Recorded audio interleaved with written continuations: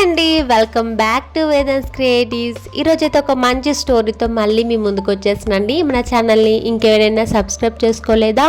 అయితే వెంటనే వెళ్ళి సబ్స్క్రైబ్ చేసుకోండి. గొర్రెల మందలోకి పులి వచ్చి రోజు గొర్రెలను తింటుందని రాజు రంగయ్యని పిలిచి నువ్వు ఎలాగైనా సరే పులిని పట్టుకోమని చెప్పాడు. రంగయ్య అసలే పిరికివాడు, చాలా భయస్తుడు. అది పులి అయితే నేను దాన్ని తలదన్నే గిలిని అంటూ ప్రగంభాలు పలికాడు. ఇంతకీ ఆ పిరికి రంగయ్య పులిని పట్టుకున్నాడా? అతని స్వభావం రాజుకు తెలిసిందా? ఇంకా అతడు చేసిన సంఘటనలు వింత సాహసాల గురించి తెలుసుకోవాలనుకుంటున్నారా? అయితే ఫుల్ వీడియోని ఒకసారి చూసేయండి. స్టోరీ నేమ్ వచ్చేసి పులి గిలి. అనగనగా రామాపురం అనే ఒక గ్రామం ఉండేది. ఆ గ్రామంలో రాధమ్మ రంగయ్య అనే ఇద్దరు దంపతులు ఉండేవారు. వాళ్ళు విస్తార్లు తయారు చేసి అమ్ముకొని తమ జీవనాన్ని గడిపేవారు. ఒకరోజు రాధమ్మ విస్తార్లు తయారు చేద్దామని చూసింది. సమయానికి ఆకులు అయిపోయినవి. రాధమ్మ రంగయ్యను అడవికి వెళ్లి ఆకులు తీసుకురాపో అని పంపింది. ఆకులు తేవడానికి రంగయ్య అడవికి బయలుదేరాడు. అటు ఇటు తిరుగుతూ ఉన్నాడు. కొందరు రాజ సైనికులు ఒక దొంగను తరుముకుంటూ వస్తున్నారు. సైనికులను చూడగానే రంగయ్య చాలా భయపడ్డాడు. ఆయన ఎటు వెళ్లాలో తెలియక ఆగమాగమవుతున్నాడు. రంగయ్య కాళ్లకు పారిపోతున్న దొంగ అడ్డం వచ్చాడు. ఆ దొంగ కాస్త అడ్డం పడ్డాడు. రాజ సైనికులు దొంగతో పాటు రంగయ్యను కూడా రాజు దగ్గరికి తీసుకెళ్లారు. రాజుగారు, ఈ రంగయ్య వల్లనే మాకు ఈ దొంగ దొరికాడు. ఈ రంగయ్యని లేకపోతే దొంగ మాకు చిక్కేవాడు కాదు రాజా అంటూ రాజ సైనికులు రాజుగారికి చెప్పారు.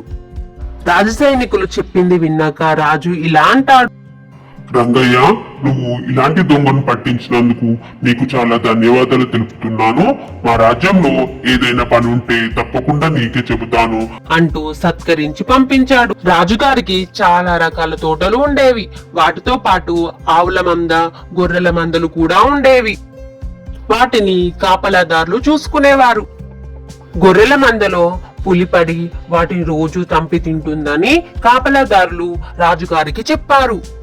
విషయం తెలుసుకున్న రాజు రంగయ్యను పిలిపించి నువ్వు ఎలాగైనా సరే ఆ పులిని పట్టుకోవాలని చెప్పి మందలకి పంపించాడు.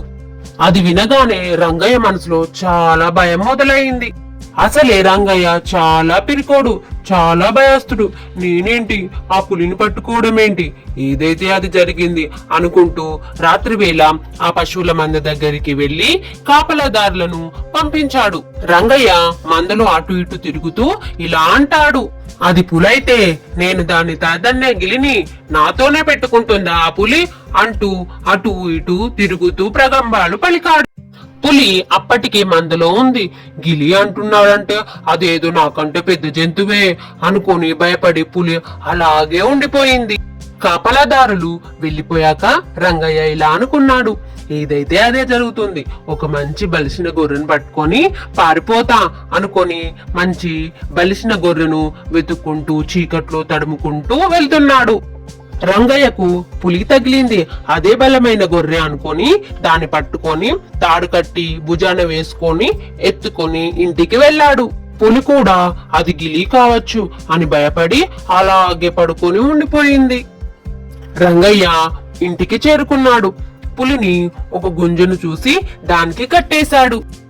రంగయ్య తన భార్యను పిలుస్తాడు, రాధమ్మా రాధమ్మా ఇలా రా, లైట్ వేయి, నేను ఒక బలమైన గొర్రెను తెచ్చాను అంటూ పిలిచాడు.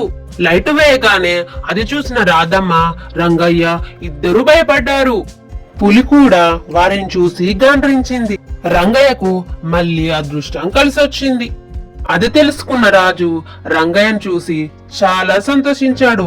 అతనికి సైన్యంలో అధికారం కూడా ఇచ్చాడు. రామాపురంలో కొబ్బరి తోటలు కూడా చాలా ఉండేవి. ఎలుగుబంటి రోజు కొబ్బరి తోటలోకి వచ్చి కొబ్బరికాయలను పాడు చేసేవి. అది తెలుసుకున్న తోట యజమానులు రాజుగారి దగ్గరికి వచ్చి జరిగిన విషయం అంతా చెబుతారు. రాజా, మీరు ఎలాగైనా సరే ఆ ఎలుగుబంటి బారి నుండి మా తోటను కాపాడండి. మీరు రంగయ్యను పంపించి మాకు ఈ సహాయం చేయగలరు రాజా అంటూ రాజును వేడుకున్నారు. వారు చెప్పిన విషయం అంతా విని రాజుగారు రంగయ్యను పిలిపిస్తాడు. రంగయ్య, నువ్వు ఎలాగైనా సరే ఆ కొబ్బరి తోటను ఎలుగుబంటి బారి నుండి కాపాడాలి అని చెప్పి రంగయ్యను తోటకు పంపిస్తాడు. రాత్రి సమయంలో భయపడుతూ రంగయ్య తోటకు బయలుదేరాడు.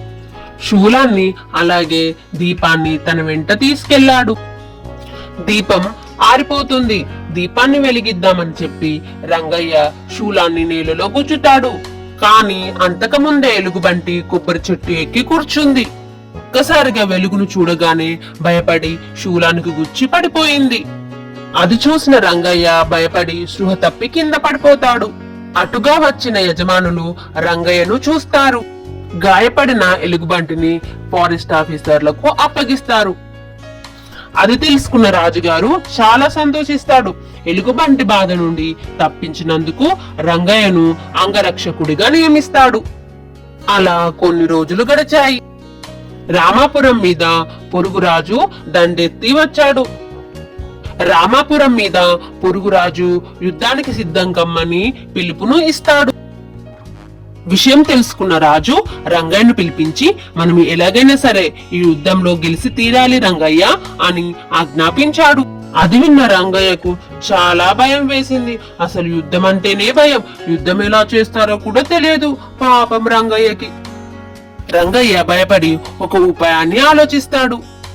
రాజభటుడిని పిలిపించి, నాకు ఒక ముసలి గుర్రాన్ని ఇవ్వండి, నేను దానితో యుద్ధం చేస్తాను అని చెప్పాడు. అందరితో పాటు రంగయ్య యుద్ధానికి సిద్ధమయ్యాడు. దబేరి మోగింది. అలవాటు లేని గుర్రాలు కొన్ని అటు ఇటు పోయాయి. కానీ యుద్ధంలో ఆరితేరిన ముసలి గుర్రం మాత్రం శత్రుల వైపు పరిగెత్తుతుంది. తనొకటి తలిస్తే దైవం ఒకటి తలిచింది అనుకున్నాడు రంగయ్య.